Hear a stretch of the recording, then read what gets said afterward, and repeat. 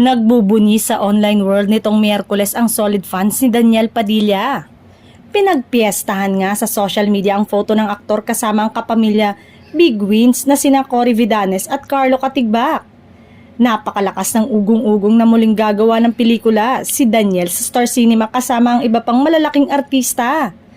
Kalat na nga sa ex na isa raw na magiging co-star ni DJ ay si Bel Mariano. Ang bongga kapag nagkataon na matuloy yun, di ba?